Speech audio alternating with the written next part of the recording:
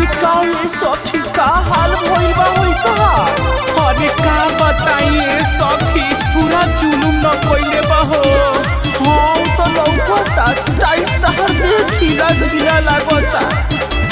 ससुरा में जियल सखी रे सैया मोहाल कइले बा।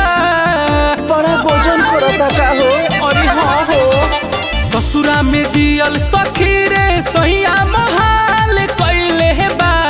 आहा मोहाल कइले बा। देखू न कोमे उमर में ऐसन हमर हाल कइले बा। देखू न कोमे उमर में ऐसन हमर हाल कइले बा। अरे तो हमरा से कहेला नु फोन करके कैसे कही सुनो हड़ताल काहे ना को देवलू बीच बीच में।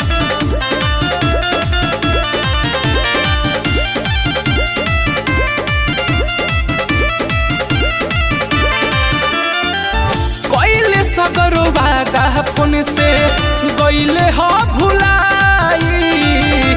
टाइट शरीर हमार दिहले झुलाई। अरे बड़ा मजा में सजा देने बड़े हो। कइले सगरो वादा फोन से गइले ह भुलाई। टाइट शरीर हमार दिहले झुलाई। नाइट के ड्यूटी ना एको दिन हड़ताल कइले बा। हड़ताल कइले बा। नाइट के ड्यूटी ना एको दिन हड़ताल कइले बा।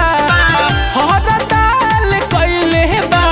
देखू न कमे उमर में ऐसन हमर हाल कइले बा।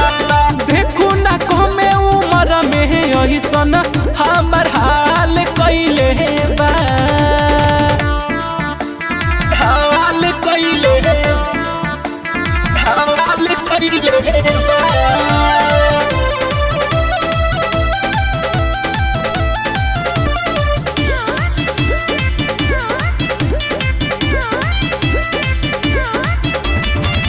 घोड़ेला पटाता देहिया होखल जाता भारी। दिलीप राजेश के आवे मुँह से गारी। आवे मुँह से गारी। घोड़ेला पटाता देहिया होखल जाता भारी। किसन देहाती के आवे मुँह से गारी।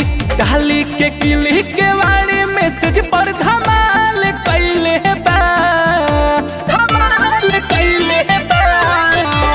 डाली के किली के वाली मैसेज पर धमाल कइले बा। हाँ धमाल कइले बा। देखू न कमे उमर में ऐसन हमर हाल